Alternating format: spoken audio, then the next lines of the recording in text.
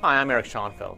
With the Apple Watch and this new age of wearables, we're really entering a new era in human tracking and tracking our vital signs. I like to think of these devices as human odometers. The health tracking aspects of them are one of the key features. It's not the only feature, but it's one of the key features.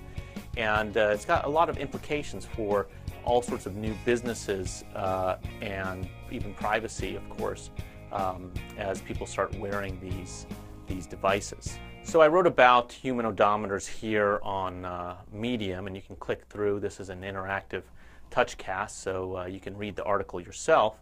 But basically, I'm just comparing these watches and other fitness trackers to car odometers.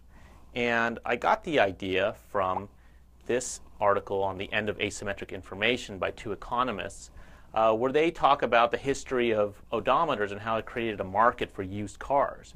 Right? There was asymmetric information between used car sellers and used car buyers, and as odometer readings became standard and protected by law, people could have a point from which to start valuing cars. And it's not the only point, but it's one of the key basic points of how to value a car. The older or the more mileage a car had, not the older, but the more mileage a car had, the less valuable it became.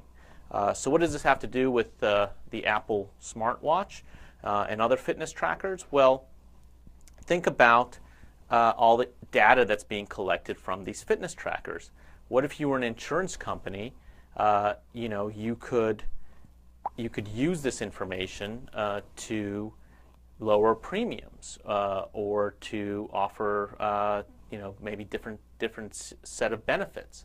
And people who prove that they had a healthy lifestyle could benefit from that. Now, people who don't have a healthy lifestyle would end up paying more for that. Is that right?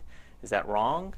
Well, we're soon going to find out, because in fact, there's already a healthcare company, Oscar, here in New York City, that gives all of its members one of these things, a misfit, there we go, a misfit wearable device that counts your steps. And it actually pays its members who hit their daily movement goals. So already it's starting, and this is just the beginning, because we're going to see all sorts of different types of health information being tracked by these devices. Right? Already you can measure your steps and your how often you get up, but pretty soon you'll be able to measure things like glucose levels or oxygen levels in your blood, or any number of health metrics. And that data, while it's useful to you and I as individuals, is even more valuable to companies as a whole. And it's going to have all sorts of implications for who gets access to that data and who benefits from the value of that data. I think it's fair that if you make that data available to your insurance company and you get a lower premium as a result, that seems like a fair bargain. But if you are required to hand over that data, that's a different issue altogether. And that you may be forced to, because in the future, you might have a higher premium if you refuse to wear the Misfit or the Apple Watch.